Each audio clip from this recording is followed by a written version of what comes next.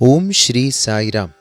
ಸತ್ಯಸಾಯಿ ವಾಹಿನಿ ಅಧ್ಯಾಯ 12. ಮುಂದಿನ ಸಾಹಿತ್ಯಗಳಲ್ಲಿ ಮೌಲ್ಯಗಳು.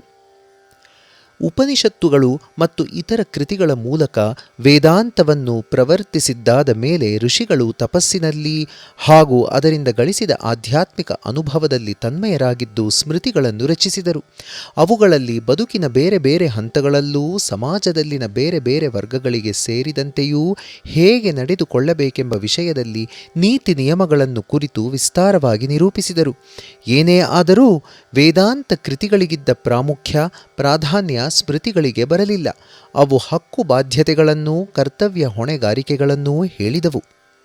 ಇಂತಹ ಸ್ಮೃತಿಗಳನ್ನು ಇತರ ಧರ್ಮಗಳನ್ನು ಅನುಸರಿಸುವವರ ಪವಿತ್ರ ಗ್ರಂಥ ಸಮುದಾಯಗಳಲ್ಲಿಯೂ ನೋಡಬಹುದು. ಅವರು ತಮ್ಮ ಪ್ರವಾದಿಗಳು ಮತ್ತು ದ್ರಷ್ಟಾರರು ಕೊಟ್ಟ ಸಾಮಾಜಿಕ ನೀತಿ ಸಂಹಿತೆಗಳನ್ನು, ವೈಯಕ್ತಿಕ ನಡವಳಿಕೆಯ ಸೂತ್ರಗಳನ್ನು ಬಹಳ ಅಮೂಲ್ಯವೆಂದು, ಅನುಲ್ಲಂಘನೀಯವೆಂದೂ ಪರಿಗಣಿಸುತ್ತಾರೆ. ನಾವೂ ಅವುಗಳನ್ನು ಗೌರವಿಸುತ್ತೇವೆ. ಸಮಾಜದ ಒಳಿತಿಗೂ ಮಾನವನ ಪ್ರಗತಿಗೂ ಹಾಕಿಕೊಟ್ಟಿರುವ ನಿಯಮಾವಳಿಗಳೆಂದು ಗೌರವಿಸುತ್ತಲೇ ಇರುತ್ತೇವೆ. ಏಕೆಂದರೆ ಅವುಗಳನ್ನು ರೂಪಿಸಿದವರು ಮಹಾಪುರುಷರು, ಅಸಾಮಾನ್ಯರಾದ ಋಷಿಗಳು ಮತ್ತು ಜನರ ಕಲ್ಯಾಣವನ್ನು ಬಯಸುವ ಸತ್ಪುರುಷರು. ಆದರೆ ಕಾಲ ಉರುಳಿದಂತೆ ಕೂಡುವಿಕೆ ಕಳೆಯುವಿಕೆಗಳಿಂದಲೂ ಯಾವುದಕ್ಕೆ ಒತ್ತು ಒಡಬೇಕೆನ್ನುವುದರಲ್ಲಿ ವ್ಯತ್ಯಾಸವಾದುದರಿಂದಲೂ ಸ್ಮೃತಿಗಳಲ್ಲಿ ಹಲವು ಬದಲಾವಣೆಗಳಾದವು. ವಿಧವಾದ ವಿಭಿನ್ನವಾದ ಸಲಹೆಗಳನ್ನು ಕೊಡುವ ಬಹುಸಂಖ್ಯೆಯ ಸ್ಮೃತಿಗಳು ಕಾಣಿಸಿಕೊಂಡುದರಿಂದ ಗೊಂದಲ ಸಂದೇಹಗಳು ಉಂಟಾದ್ದರಿಂದ ಋಷಿಗಳು ಪ್ರತಿಯೊಂದು ಯುಗಕ್ಕೂ ನಿರ್ದಿಷ್ಟವಾದ ಸ್ಮೃತಿಯನ್ನು ಗೊತ್ತುಪಡಿಸಿದರು. ಕೃತಯುಗದಲ್ಲಿ ಜನರು ಒಂದು ಸ್ಮೃತಿಯನ್ನು ವಿಶೇಷವಾಗಿ ತಮಗಾಗಿ ನಿರೂಪಿತವಾಗಿರುವಂತೆ ಪರಿಗಣಿಸತಕ್ಕದ್ದು. ತ್ರೇತಾಯುಗದವರು ಇನ್ನೊಂದು ಸ್ಮೃತಿಯ ಬೋಧನೆಗಳನ್ನು ಅನುಸರಿಸತಕ್ಕದ್ದು. ದ್ವಾಪರ ಯುಗದಲ್ಲಿ ಜನರು ಮೂರನೆಯದೊಂದು ಸ್ಮೃತಿಯಲ್ಲಿ ನಿರೂಪಿಸಿರುವ ಮಾರ್ಗದಲ್ಲಿ ನಡೆಯಬೇಕು ಮತ್ತು ಕಲಿಯುಗದಲ್ಲಿ ನಾಲ್ಕನೆಯ ಬೇರೊಂದು ಸ್ಮೃತಿಯನ್ನು ಅನುಸರಿಸಬೇಕು ಎಂದರು. ಶತ ವರ್ಷಗಳು ಉರುಳುತ್ತಾ ಹೋದಂತೆ ನೂತನ ಸಮಸ್ಯೆಗಳು ಹುಟ್ಟುತ್ತವೆ. ಹೊಸ ಪರಿಸ್ಥಿತಿಗಳು, ತೊಳಲಾಟಗಳನ್ನು ಮಾನವನು ಎದುರಿಸಬೇಕಾಗುತ್ತದೆ. ಹಾಗಾಗಿ ಹಿಂದಿನ ನಿಯಮಗಳನ್ನು, ಸೀಮಿತಗಳನ್ನು ಅಲ್ಲಿ ಇಲ್ಲಿ ತುಸು ಮಾರ್ಪಡಿಸಬೇಕಾಗುತ್ತದೆ. ಹಾಗೆ ನೋಡಿದರೆ ಅಂತಹ ಹೊಂದಾಣಿಕೆಗಳು ಯೋಜನೆಯ ಭಾಗವೇ ಆಗಿವೆ. ಬದಲಾದ ಪರಿಸ್ಥಿತಿಗಳಲ್ಲಿ ಜನರಿಗೆ ಅಧ್ಯಾತ್ಮ ಪ್ರಗತಿಯ ಪಥವನ್ನು ತೋರಿಸಿಕೊಡಬೇಕು. ಆದ್ದರಿಂದ ಈ ನೂತನ ಯುಗಕ್ಕೆ ಹೊಂದುವ ಸ್ಮೃತಿಯ ನಿಯಮಾವಳಿಗೆ ಎಲ್ಲರೂ ಕಟ್ಟುಪಡಲೇಬೇಕೆಂದು ನಿಗದಿಪಡಿಸಲಾಗಿದೆ. ಇದನ್ನು ಓದುಗರು ಮನಸ್ಸಿಗೆ ತಂದುಕೊಳ್ಳಬೇಕು ಮತ್ತು ಎಚ್ಚರಿಕೆಯಿಂದ ನೆನಪಿನಲ್ಲಿ ಇಟ್ಟುಕೊಳ್ಳಬೇಕು. ವೇದಾಂತದಲ್ಲಿ ನಿರೂಪಿಸಿರುವ ಆತ್ಮಧರ್ಮವು ನಿತ್ಯ ಹಾಗೂ ಪರಿವರ್ತನರಹಿತ. ಅದನ್ನು ಎಂದಿಗೂ ತೆಳುವುಗೊಳಿಸಲು ಅಥವಾ ಕಾಲದ ಅಗತ್ಯಗಳಿಗೆ ತಕ್ಕಂತೆ ಹೊಂದಾಣಿಕೆಗೊಳಿಸಲು ಸಾಧ್ಯವಿಲ್ಲ. ಆತ್ಮವು ಎಲ್ಲದರ ತಿರುಳು, ಎಲ್ಲದರ ಸತ್ಯ, ಪರಮ ಲಕ್ಷ್ಯ ಎಂಬ ವಿಷಯದಲ್ಲಿ ನಂಬಿಕೆಯೇ ಚಿರಂತನ ಬೋಧನೆ. ಅದು ಎಲ್ಲ ಕಾಲಕ್ಕೂ ಸತ್ಯವಾದದ್ದು. ಆತ್ಮಧರ್ಮದ ಸತ್ಯವು ಆಧರಿಸಿರುವುದು ಪುರುಷ ಮತ್ತು ಪ್ರಕೃತಿಗಳ, ಮಾನವನ ಹಾಗೂ ದೈವ ಸಂಕಲ್ಪದ ಅಭಿವ್ಯಕ್ತ ಪ್ರಕೃತಿಯು ತಳಹದಿಯನ್ನು. ಆದ್ದರಿಂದ ಅವು ಪರಿವರ್ತನೆಯ ಎಟುಕಿಗೆ ಸಿಲುಕದಾಗಿವೆ. ಅವು ಸಹಸ್ರಾರು ವರ್ಷಗಳ ಹಿಂದೆ ಹೇಗೋ ಹಾಗೆಯೇ ಇಂದಿಗೂ ಅಮೂಲ್ಯವಾಗಿವೆ. ಸುಸಂಗತ್ವವಾಗಲಿ ಸಿಂಧುತ್ವವಾಗಲಿ ಎಳ್ಳಷ್ಟೂ ಬಾಧಿತವಾಗುವುದಿಲ್ಲ. ಭೂತಕಾಲವು ವರ್ತಮಾನ ಕಾಲವಾಗುತ್ತಾ ವರ್ತಮಾನವು ಭವಿಷ್ಯತ್ತಿಗೆ ಸರಿಯುತ್ತಲೇ ಹೋಗುತ್ತದೆ. ಆದರೆ ವೇದಾಂತವು ಮಾತ್ರ ದೃಢವಾಗಿ ನಿಂತಿರುತ್ತದೆ. ಸನ್ನಡವಳಿಕೆಯ ನೀತಿ ನಿಯಮಗಳು ಮನುಷ್ಯನು ತನ್ನ ಮನಸ್ಸನ್ನೂ ಇಂದ್ರಿಯಗಳನ್ನು ನಿಯಂತ್ರಿಸಿಕೊಳ್ಳಲು, ತನ್ನ ಬುದ್ಧಿಯನ್ನು ಪರಿಶುದ್ಧಗೊಳಿಸಿಕೊಳ್ಳಲು ವಿಧಿಸಿರುವ ಸಾಧನೆಗಳು ಜನರ ಪರಿಸ್ಥಿತಿಗಳಿಗೆ ಹೊಂದಿಕೊಳ್ಳಬೇಕು. ಅವರು ತಮ್ಮೊಳಗೆ ಅಥವಾ ಇತರ ಪಂಗಡಗಳೊಂದಿಗೆ ಬೆಳೆಸಿಕೊಳ್ಳುವ ನಂಟುಗಳಿಗೆ ಅವು ಹೊಂದಿಕೆಯಾಗಬೇಕು. ಸಾಮಾಜಿಕ ಪರಿಸ್ಥಿತಿಗಳ ಬದಲಾಗುವ ಮುಖಕ್ಕೆ ತಕ್ಕ ಹಾಗೆ ಅವೂ ಹೊಂದಾಣಿಕೆ ಮಾಡಿಕೊಳ್ಳಬೇಕು, ಸುಧಾರಣೆಗೊಳ್ಳಬೇಕು. ಅವು ಕಾಲ ದೇಶಗಳ ಯಾವುದೋ ನಿರ್ದಿಷ್ಟ ಹಂತದಲ್ಲಿ ಸುಸಂಗತವಾಗಿರಬಹುದು, ಲಾಭದಾಯಕವಾಗಿರಬಹುದು. ಆದರೆ ಬೇರೆ ಪರಿಸ್ಥಿತಿಯಲ್ಲಿ ಹಾಗಲ್ಲದಿರಬಹುದು. ನಿದರ್ಶನಕ್ಕೆ, ಯಾವುದೋ ಕೆಲವು ಕಾಲಗಳಲ್ಲಿ ವಿಧಿಸಿದ ಆಹಾರ ನಿಯಮಾವಳಿಗಳನ್ನು ಇತರ ಕಾಲಗಳಲ್ಲಿ ಹಿಂತೆಗೆದುಕೊಂಡು ನೂತನ ನಿಯಮಗಳನ್ನು ವಿಧಿಸಿರಬಹುದು. ದೇಹಕ್ಕೆ ಯಾವ ಮಾದರಿಯ ಆಹಾರ ಅಗತ್ಯವೆಂಬುದನ್ನು ಅಲ್ಲಿಯ ಹವಾಮಾನ ಪರಿಸ್ಥಿತಿಗಳು ನಿಯಂತ್ರಿಸುತ್ತವೆ. ಸ್ಮೃತಿಗಳು ಅಗತ್ಯವನ್ನು ಗುರುತಿಸಿ ಆರೋಗ್ಯದ ರಕ್ಷಣೆಗೋಸ್ಕರವಾಗಿ ಆಹಾರ ಅಭ್ಯಾಸಗಳಲ್ಲಿ ಬದಲಾವಣೆಗಳಿಗೆ ಅವಕಾಶ ಕೊಡುತ್ತವೆ. ಇತರ ವಿಷಯಗಳಲ್ಲೂ ಇದೇ ನಿಲುವು ಕಂಡುಬರುತ್ತದೆ. ಆಧುನಿಕ ಪರಿಸ್ಥಿತಿಗಳಲ್ಲಿಯೂ ಇದೇ ಕಾರಣಕ್ಕಾಗಿಯೇ ಸಮಾಜವನ್ನು ನಿಯಂತ್ರಿಸುವ ನಿಯಮಾವಳಿಗಳಲ್ಲಿ ಸೂಕ್ತ ಬದಲಾವಣೆಗಳನ್ನು ಮಾಡಿಕೊಳ್ಳುವುದು ಅಪೇಕ್ಷಣೀಯವಾಗಿದೆ. ಆದರೆ ಧರ್ಮದ ಮೂಲಭೂತ ತತ್ವಗಳು ಸ್ವಲ್ಪವೂ ಬದಲಾಗದೆ ಉಳಿದಿರಬೇಕು. ಅವುಗಳನ್ನು ಎಂದಿಗೂ ಅಲುಗಾಡಿಸಲು, ಸಡಿಲಗೊಳಿಸಲು ಸಾಧ್ಯವಿಲ್ಲ. ಇನ್ನು ಪುರಾಣಗಳ ಬಗೆಗೆ ಹೇಳುವುದಾದರೆ, ಪುರಾಣಂ ಪ್ರಾಂಜಲಿ ಕ್ಷಣಂ, ಅಂದರೆ ಪುರಾಣಗಳು ಸೃಷ್ಟಿ ಮತ್ತು ವಿಕಾಸದ ಐತಿಹಾಸಿಕ ಘಟನೆಗಳ ಬಗೆಗೆ ವ್ಯವಹರಿಸುತ್ತವೆ. ಘಟನೆಗಳನ್ನು, ಸಂದರ್ಭಗಳನ್ನು ಹೇಗೆ ಆರಿಸಿ ನಿರೂಪಿಸಲಾಗುತ್ತದೆಂದರೆ ಅವು ಮೂಲ ದಾರ್ಶನಿಕ ಸತ್ಯಗಳಿಗೆ ನಿದರ್ಶನಗಳನ್ನು ಒದಗಿಸುತ್ತವೆ. ಸಾಮಾನ್ಯ ವ್ಯಕ್ತಿಗೆ ಸ್ವಾರಸ್ಯವಾದ ಪೌರಾಣಿಕ ಹಾಗೂ ಪರಂಪರಾಗತ ಕಥೆಗಳ ಮೂಲಕ ವೇದಾಂತಗಳ ಬೋಧನೆಗಳನ್ನು ಪ್ರತಿಪಾದಿಸುವುದಕ್ಕೆಂದು ಪುರಾಣಗಳನ್ನು ರಚಿಸಲಾಯಿತು. ವೇದಗಳ ಭಾಷೆಯು ಬಹು ಪ್ರಾಚೀನವಾಗಿದೆ ಮತ್ತು ವ್ಯಾಕರಣದ ಹಾಗೂ ಪರಿಭಾಷೆಯ ಅನೇಕ ಪ್ರಾಚೀನ ಅಂಶಗಳನ್ನು ಒಳಗೊಂಡಿದೆ. ವೇದದ ರುಕ್ಕುಗಳನ್ನು ರೂಪಿಸಿದ ಕಾಲವನ್ನು ಕಂಡುಹಿಡಿಯಲು ಬಹುದೊಡ್ಡ ವಿದ್ವಾಂಸರಿಗೂ ಸಾಧ್ಯವಿಲ್ಲ. ಆದರೆ ಪುರಾಣಗಳನ್ನು ಆ ಕಾಲದಲ್ಲಿ ಪ್ರಚಲಿತವಾಗಿದ್ದ ಹಾಗೂ ಸುಲಭವಾಗಿ ಅರ್ಥವಾಗುತ್ತಿದ್ದ ಭಾಷೆಯಲ್ಲಿ ರಚಿಸಿದರು. ಈಗ ಸಂಸ್ಕೃತ ಭಾಷೆ ಎಂದು ನಾವು ತಿಳಿದುಕೊಂಡಿರುವುದು ಪುರಾಣಗಳಲ್ಲಿ ಬಳಕೆಯಾಗಿರುವ ಭಾಷೆ. ಅವುಗಳನ್ನು ಬರೆದಾಗ ವಿದ್ವಾಂಸರು ಮಾತ್ರವಲ್ಲ, ಆ ಕಾಲದ ಜನಸಾಮಾನ್ಯರೂ ಬಹು ಸುಲಭವಾಗಿ ಆ ಭಾಷೆಯನ್ನು ಅರ್ಥ ಮಾಡಿಕೊಳ್ಳುತ್ತಿದ್ದರು. ಪುರಾಣಗಳಲ್ಲಿ ದೇವತೆಗಳು, ಪ್ರಸಿದ್ಧ ರಾಜರು, ರಾಜವಂಶಗಳು, ಹಲವು ಸಾಮ್ರಾಜ್ಯಗಳ, ಸಮುದಾಯಗಳ ಏಳು ಬೀಳುಗಳು, ಇವಕ್ಕೆ ಸಂಬಂಧಿಸಿದ ಐತಿಹಾಸಿಕ ಕಥನಗಳಿವೆ. ಅವೆಲ್ಲವುಗಳ ಮೂಲಕವಾಗಿ ಧರ್ಮದ ನಿದರ್ಶನಗಳನ್ನು, ಆಧ್ಯಾತ್ಮಿಕ ತತ್ವ ನಿರೂಪಣೆಗಳನ್ನು ನೋಡಬಹುದು. ಇಲ್ಲಿ ಉಲ್ಲೇಖಿಸಿದ ಎಲ್ಲ ಕೃತಿಗಳು, ಶಾಸ್ತ್ರ ಗ್ರಂಥಗಳು ಮತ್ತು ಪವಿತ್ರ ಗ್ರಂಥಗಳು ಎಲ್ಲವನ್ನೂ ಹಿಂದೂ ಶಾಸ್ತ್ರಗಳು ಎಂಬ ಒಂದು ಹೆಸರಿನಡಿಯಲ್ಲಿ ಗುಂಪು ಮಾಡಬಹುದು. ಯಾವ ಜನರು ಸಹಸ್ರಾರು ವರ್ಷಗಳ ಕಾಲ ಇಷ್ಟು ಅಗಾಧವೂ ಅಮೂಲ್ಯವೂ ಆದ ಸಾಹಿತ್ಯ ರಾಶಿಯನ್ನು ರಚಿಸಿದರೋ, ಶ್ರದ್ಧೆಯಿಂದ ಗೌರವಿಸಿದರೋ, ಅದೇ ಜನರು ಕೆಲ ಕಾಲಾನಂತರ ನಿರ್ದಿಷ್ಟ ಪಂಥಗಳಿಗೆ ಮತ್ತು ನಂಬಿಕೆಗಳಿಗೆ ಮೊದಲ ಒಲವು, ನಿಷ್ಠೆ ತೋರಿಸುವುದರ ಮೂಲಕ ವಿಭಿನ್ನ ಪಂಗಡಗಳಾಗಿ, ಉಪಪಂಗಡಗಳಾಗಿ ಒಡೆದು ಹೋದುದರಲ್ಲಿ ಆಶ್ಚರ್ಯವೇನಿಲ್ಲ. ಪಂಗಡಗಳ ನಡುವಣ ವ್ಯತ್ಯಾಸಗಳು ಪ್ರಾಚೀನರು ಪ್ರಮಾಣಯುತವಾಗಿ ಕೊಟ್ಟಿದ್ದ ಆಲೋಚನಾ ಸ್ವಾತಂತ್ರ್ಯದಿಂದಾಗಿ ಹುಟ್ಟಿದ ಮನೋಭಾವಗಳು, ಪ್ರವೃತ್ತಿಗಳನ್ನು ಆಧರಿಸಿದವು. ಈ ವಿಚಾರವನ್ನು ವಿಸ್ತಾರವಾಗಿ ಪರಿಶೀಲಿಸಲು ಇಲ್ಲಿ ಸಮಯವಿಲ್ಲ, ಅಥವಾ ಅದು ಈಗ ಅಗತ್ಯವೂ ಇಲ್ಲ. ನಾವೀಗ ಗ್ರಹಿಸಬೇಕಾಗಿರುವುದು ಎಲ್ಲರೂ ಒಪ್ಪಿಕೊಂಡಿರುವ ಸತ್ಯ, ಎಲ್ಲರೂ ಅಂಗೀಕರಿಸಿರುವ ಪ್ರವೃತ್ತಿಗಳು, ಅಂದರೆ ವ್ಯಕ್ತಿಯು ತನ್ನನ್ನು ಹಿಂದೂ ಎಂದು ಕರೆದುಕೊಳ್ಳುವ ಯಾವ ತತ್ವಗಳಲ್ಲಿ ನಂಬಿಕೆ ಇಟ್ಟಿರಬೇಕೋ ಅವುಗಳನ್ನು ಮಾತ್ರ. ಸೃಷ್ಟಿಗೆ ಖಚಿತವಾದ ಕಾರಣವೇನು? ಸೃಷ್ಟಿಯು ರೂಪಿಸಿದ ಮೂಲ ವಸ್ತುವಿನ ಸ್ವರೂಪವೇನು? ಹೇಗೆ ಅದು ರೂಪುಗೊಂಡಿತು? ಇವು ಭಾರತೀಯರು ಮಾತ್ರವಲ್ಲ, ಸಕಲ ಮಾನವರೂ ವಿಚಾರ ಮಾಡಬೇಕಾಗಿರುವ ಮುಖ್ಯವಾದ ಪ್ರಶ್ನೆಗಳು. ಕಾರಣವಿಲ್ಲದೆ ಪರಿಣಾಮವಿಲ್ಲ, ತಳಹದಿ ಇಲ್ಲದೆ ಒಂದು ಕಟ್ಟಡವಿರಲು ಸಾಧ್ಯವಿಲ್ಲ. ಆಯಿತು, ಈ ಸಮಸ್ತ ದೃಷ್ಟಿ ಗೋಚರ ಜಗತ್ತಿಗೆ ಬ್ರಹ್ಮವೇ ಮೂಲ ಕಾರಣ ಎಂದು ಸ್ಥಿರಪಡಿಸಬಹುದು ಎನ್ನೋಣ. ಆದರೆ ಬ್ರಹ್ಮ ಎಂದರೆ ಏನು?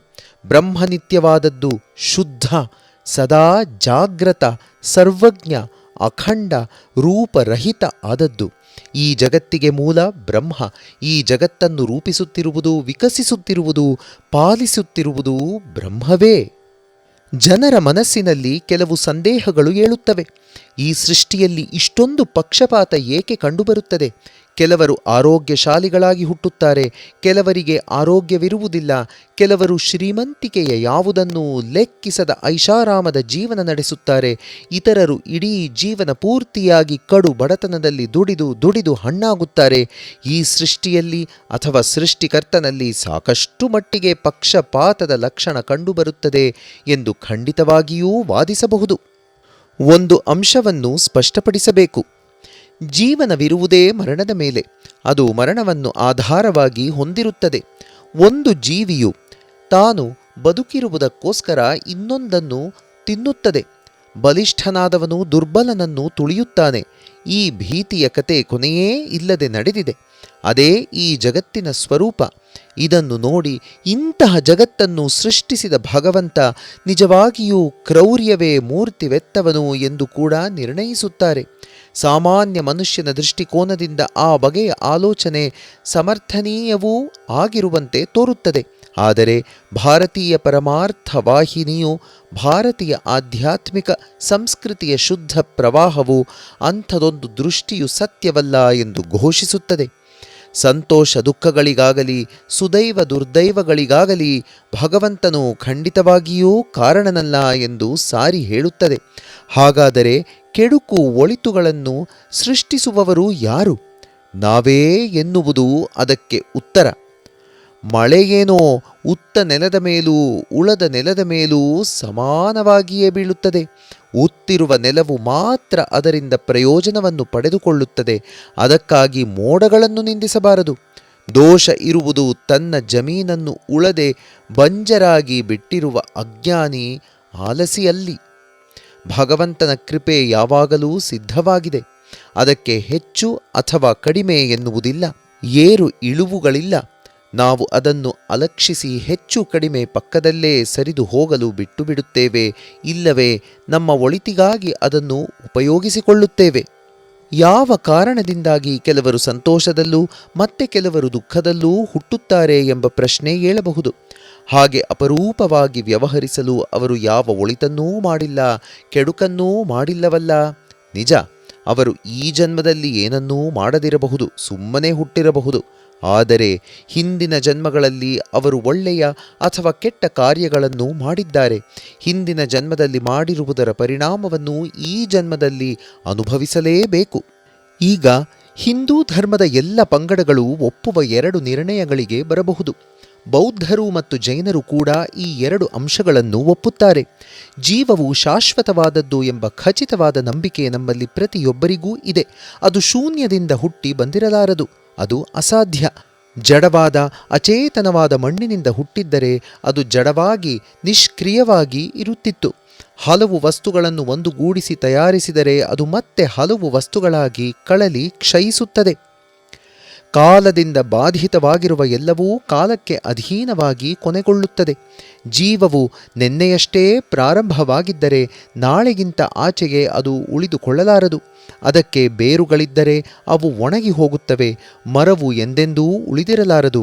ಜಗತ್ತು ಯಾವಾಗಿನಿಂದ ಅಸ್ತಿತ್ವದಲ್ಲಿದೆಯೋ ಆಗಿನಿಂದಲೂ ಜೀವವು ಅಸ್ತಿತ್ವದಲ್ಲಿ ಇರಲೇಬೇಕು. ಈ ಸತ್ಯವನ್ನು ಅರ್ಥ ಮಾಡಿಕೊಳ್ಳಲು ವಾದ ವಿವಾದಗಳ ಅಗತ್ಯವೇನಿಲ್ಲ. ಭಾರತದ ಪ್ರಾಚೀನ ಗ್ರಂಥಗಳಲ್ಲಿ, ಶಾಸ್ತ್ರಗಳಲ್ಲಿ ಹೇಳಿರುವ ದರ್ಶನವನ್ನು ಆಧುನಿಕ ವಿಜ್ಞಾನಗಳು ಹೆಚ್ಚು ಹೆಚ್ಚಾಗಿ ಮತ್ತು ಸ್ಪಷ್ಟವಾಗಿ ಖಚಿತಪಡಿಸುತ್ತಿರುವುದನ್ನು ನಾವು ನೋಡುತ್ತಿಲ್ಲವೇನೋ? ಇದನ್ನು ಒಂದು ದಿನ ಎಲ್ಲರೂ ಒಪ್ಪಿಕೊಳ್ಳಬೇಕಾಗುತ್ತದೆ. ಭಾರತೀಯ ಸಂಸ್ಕೃತಿಯ ಆಧ್ಯಾತ್ಮಿಕ ಕ್ಷೇತ್ರದ ಆಧಾರ ತತ್ವಗಳನ್ನು ಪ್ರಮಾಣಯುತವಾಗಿ ಹೇಳುವ ಕೃತಿಗಳೆಂದರೆ ಉಪನಿಷತ್ತುಗಳು, ಬ್ರಹ್ಮಸೂತ್ರ ಹಾಗೂ ಭಗವದ್ಗೀತೆ. ಇವು ಪ್ರಸ್ಥಾನತ್ರಯ ಅಥವಾ 3 ಮೂಲಗಳು. ಇವುಗಳನ್ನು ನಾವು ಪರಿಗಣಿಸಬೇಕು. ಭಾರತದಲ್ಲಿ ಅನೇಕರು ಅದ್ವೈತ ವೇದಾಂತ ಒಂದೇ ಸರಿಯಾದದ್ದು ಎಂದು ಭಾವಿಸಬಹುದು. ಅದು ಸರಿಯಾದ ನಿಲುವಲ್ಲ. ಉಪನಿಷತ್ತುಗಳು ಈಶ್ವರನ ವಾಣಿಯೇ ಆಗಿವೆ. ವ್ಯಾಸರು ಪ್ರತಿಪಾದಿಸಿದ ತತ್ವಗಳು ಮತ್ತು ಸಿದ್ಧಾಂತಗಳ ಪರಮೋನ್ನತ ರೂಪವೇ ಬ್ರಹ್ಮಸೂತ್ರ. ತತ್ವ ಸಿದ್ಧಾಂತಗಳನ್ನು ನಿರೂಪಿಸುವ ಶಾಸ್ತ್ರ ಕೃತಿಗಳಲ್ಲಿ ಅತ್ಯಂತ ಮುಖ್ಯವಾದದ್ದು ಅದು. ತಾತ್ವಿಕ ನಂಬಿಕೆಗಳೆಲ್ಲವನ್ನೂ ಅದು ಸಂಯೋಜಿಸುತ್ತಿದೆ. ಪ್ರಾಚೀನ ಕೃತಿಗಳು ಮತ್ತು ಸಿದ್ಧಾಂತಗಳ ಮೇಲೆ ಆಧಾರಗೊಂಡಿದ್ದರೂ ಅವುಗಳಿಗೂ ಮುಂದಿನದಕ್ಕೂ ಯಾವ ವಿರೋಧವೂ ಭಿನ್ನಮತವೂ ಇಲ್ಲ. ಬ್ರಹ್ಮಸೂತ್ರದ ಕಾರಿಕೆಗಳಲ್ಲಿ ಪ್ರತಿಯೊಂದು ನಿರ್ಣಯವೂ ಪೂರ್ಣವಾಗಿದೆ, ಸಾಮರಸ್ಯವನ್ನು ಸಾಧಿಸುತ್ತದೆ.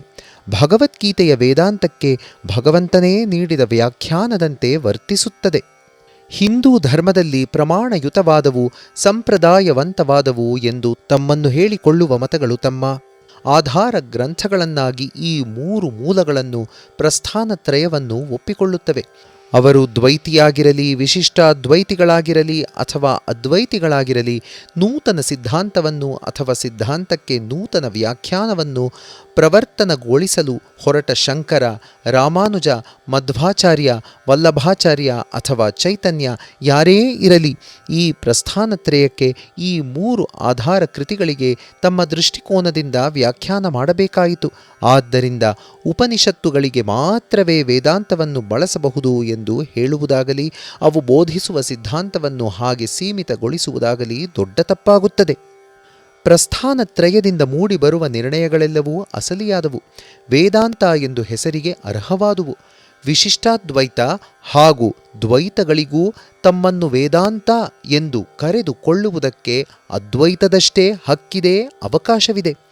ವಿವಿಧತೆಯಲ್ಲಿ ಏಕತೆಯೇ, ಭಿನ್ನತೆಯಲ್ಲಿ ಸಮರಸತೆಯೇ ಭಾರತೀಯ ಚಿಂತನ ವಾಹಿನಿಯ ಸಾರವಾಗಿದೆ. ಹಸುವಿನ ದೇಹದಲ್ಲಿ ಹಾಲಿದೆ, ಹಾಲಿನಲ್ಲಿ ತುಪ್ಪವಿದೆ. ಆದರೆ ಆ ತುಪ್ಪದಿಂದ ಹಸುವು ಶಕ್ತಿಯನ್ನು ಪಡೆದುಕೊಳ್ಳಲಾರದು.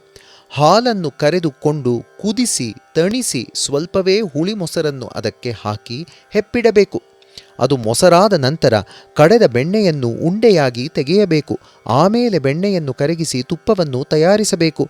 ಹಾಗೆ ಪಡೆದ ತುಪ್ಪವನ್ನು ಹಸುವಿಗೆ ತಿನ್ನಿಸಿದರೆ ಆಗ ಅದಕ್ಕೆ ಶಕ್ತಿಯು ಹೆಚ್ಚಾಗುತ್ತದೆ. ಹಾಗೆಯೇ ಇದನ್ನು ಪರಿಶೀಲಿಸಿ, ಭಗವಂತ ಸರ್ವವ್ಯಾಪಿಯಾಗಿದ್ದಾನೆ. ಆದರೂ ಅವನು ಮನುಷ್ಯನಿಗೆ ಅವನು ಸಾಧನೆ ಮಾಡಿದ ಹೊರತು ಸಿಕ್ಕುವುದಿಲ್ಲ. ಎಳ್ಳಿನಲ್ಲಿ ಎಣ್ಣೆಯಿದೆ, ಹಾಲಿನಲ್ಲಿ ಬೆಣ್ಣೆಯಿದೆ, ನೆಲದಡಿಯಲ್ಲಿ ನೀರಿದೆ, ಮರದಲ್ಲಿ ಬೆಂಕಿಯು ಸುಪ್ತವಾಗಿದೆ. ಹಾಗೆಯೇ ಸರ್ವವ್ಯಾಪಿಯಾದ ಭಗವಂತನು ಮಾನವ ದೇಹದಲ್ಲೂ ಮಾನವ ಮನಸ್ಸಿನಲ್ಲೂ ಇದ್ದಾನೆ. ಅವನನ್ನು ಬೇರ್ಪಡಿಸಿ ಗುರುತಿಸಲು ಹೊರಟಾಗ ನಾವು ಶ್ರಮ ಪಡಬೇಕು, ಸಾಧನೆ ಮಾಡಬೇಕು. ಆ ಪರಿಶ್ರಮ, ಆ ಸಾಧನೆಯ ಫಲವಾಗಿ ವ್ಯಕ್ತಿಯು ತಾನೇ ಭಗವಂತ, ತನಗೂ ಅವನಿಗೂ ಯಾವ ಭೇದವೂ ಇಲ್ಲ ಎಂದು ಅರಿತುಕೊಳ್ಳುತ್ತಾನೆ. ಇದೇ ಅದ್ವೈತದ ಪ್ರಕಾರ ಮುಕ್ತಿ, ಜ್ಞಾನ, ಸಾಕ್ಷಾತ್ಕಾರ. ಶಂಕರರು ಈ ಪ್ರಕ್ರಿಯೆಯನ್ನು ಅದ್ವೈತೋಪಾಸನೆ ಎಂದು ಹೆಸರಿಸುತ್ತಾರೆ. ಇನ್ನು ವಿಶಿಷ್ಟಾದ್ವೈತದಲ್ಲಿನ ಉಪಾಸನೆಯ ಬಗೆಗೆ ನೋಡೋಣ. ಸಾಧಕನು ತಾನು ಆರಾಧಿಸಬೇಕೆಂದು ಹಂಬಲಿಸುವ ಭಗವಂತನನ್ನು ತನಗಿಂತ ಬೇರೆಯಾದವನು, ಪ್ರತ್ಯೇಕನಾಗಿರುವವನು ಎಂದು ಭಾವಿಸಬೇಕೋ, ಅವನೊಂದಿಗೆ ಯಾವುದೇ ಒಂದು ರೀತಿಯಲ್ಲಿ ಸಂಬಂಧಗೊಂಡಿರುವ ಅವನ ಭಾಗವೇ ತಾನು ಎಂದು ಭಾವಿಸಬೇಕೋ? ಈ ಪ್ರಶ್ನೆಗೆ ಈಗ ನಾವು ಉತ್ತರ ಕೊಡಬೇಕಾಗಿದೆ. ಜೀವನು ದೇಹ ಆತ್ಮ, ಭಗವಂತನು ಜೀವನ ಆತ್ಮ. ಹೀಗೆ ನಂಬುಗೆಯನ್ನು ಸ್ಥಿರಗೊಳಿಸಿಕೊಂಡು ಭಗವಂತನನ್ನು ಆರಾಧಿಸುವುದನ್ನೇ ರಾಮಾನುಜರು ಹೇಳಿದ್ದು. ಸೃಷ್ಟಿ ಸಮಸ್ತವೂ ಭಗವಂತನ ಭಾಗವೇ, ಅದು ಅವನೊಳಗೇ ಇದೆ. ಅವನೇ ಅಂತರ್ಯದಲ್ಲಿದ್ದು ಪ್ರಚೋದಿಸುವವನು. ಅವನು ಎಲ್ಲರಲ್ಲಿಯೂ ಇದ್ದಾನೆ.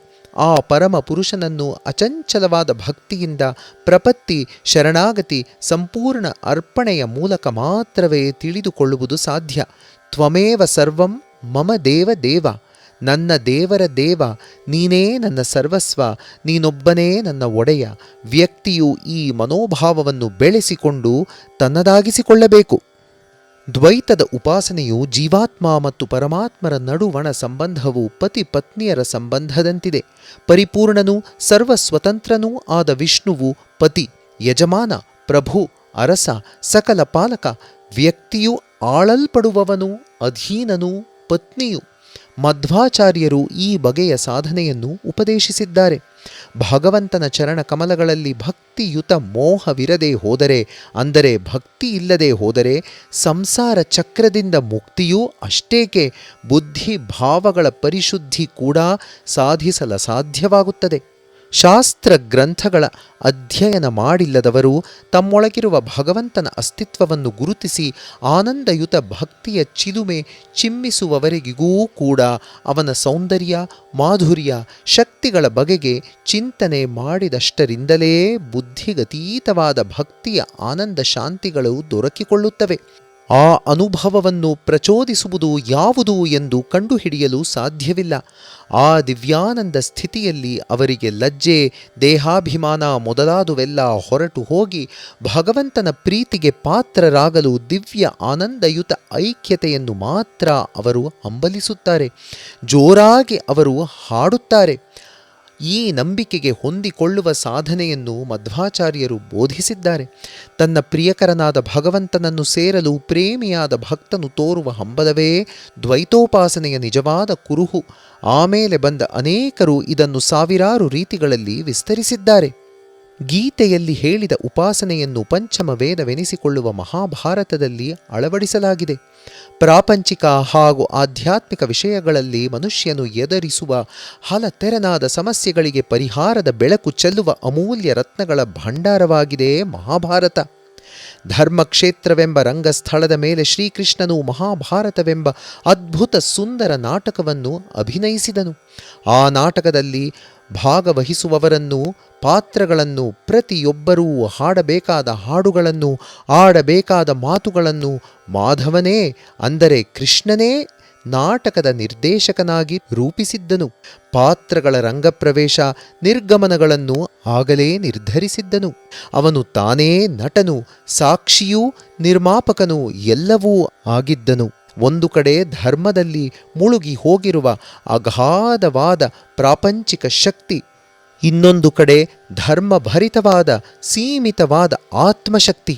ಇದೇ ಮಹಾಭಾರತದ ಮೋಹಕ ಸೌಂದರ್ಯ, ಇದೇ ಭಗವದ್ಗೀತೆ. ಇಡೀ ಮಹಾಭಾರತದ ಸಾರವೇ ಅದರಲ್ಲಿದೆ.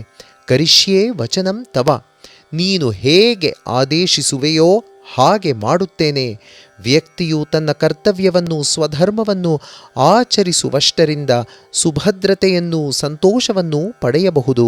ಸ್ವಧರ್ಮೇ ನಿಧನಂ ಶ್ರೇಯಃ. ಇವು ಐಹಿಕವಾದ ಧರ್ಮದ ಸ್ಪರ್ಶಶಿಲೆಗಳು. ಸಕಲ ಸಂಪದಭಿವೃದ್ಧಿಯನ್ನೂ ಪ್ರಗತಿಯನ್ನೂ ಒದಗಿಸುವ ಭಕ್ತಿ ಮಾರ್ಗವನ್ನು ಅಲಕ್ಷಿಸಿ ತಮ್ಮ ಕಣ್ಣುಗಳನ್ನು ಮುಚ್ಚಿಕೊಂಡು ಅಹಂ ಬ್ರಹ್ಮಾಸ್ಮಿ, ನಾನು ಬ್ರಹ್ಮವೇ ಆಗಿದ್ದೇನೆ ಎಂಬ ಮಾತಿನ ಮೇಲೆ ಧ್ಯಾನ ಮಾಡುತ್ತಾ ಅಹಂಕಾರದಿಂದ ಬಾಧೆ ಪಡುತ್ತಿರುವ ಜನರು ಪ್ರತಿಫಲವಾಗಿ ಕೇವಲ ಸಂಕಟವನ್ನು ಪಡೆಯುತ್ತಾರೆ. ಹೊಟ್ಟನ್ನು ಕುಟ್ಟುತ್ತಿದ್ದರೆ ಅಕ್ಕಿಯಲ್ಲಿಂದ ಬರಬೇಕು. ಕೃಷ್ಣನ ಮಾತುಗಳಲ್ಲಿ ನಂಬಿಕೆ, ವಿಶ್ವಾಸ ಇಲ್ಲದೆ ತನ್ನ ಬುದ್ಧಿಗೆ ತೋರಿದಂತೆ ವರ್ತಿಸುತ್ತಿದ್ದರೆ ಅದು ಅಂತಿಮ ಸತ್ಯದತ್ತ, ಬ್ರಹ್ಮತತ್ವದತ್ತ ಕೊಂಡೊಯ್ಯುವ ಪಥವಾಗಿರುವುದಿಲ್ಲ.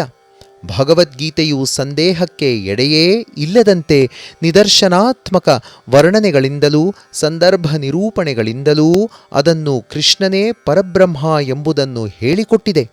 ಇದೇ ಸಮಸ್ತ ವೇದಾಂತಗಳ ಸಾರ. ಸಮಸ್ತ ಶಾಸ್ತ್ರಗಳನ್ನು ಕಡೆದು ಅಮೃತವನ್ನು ತೆಗೆದು ತುಂಬಿರಿಸಿರುವ ಕೊಡ.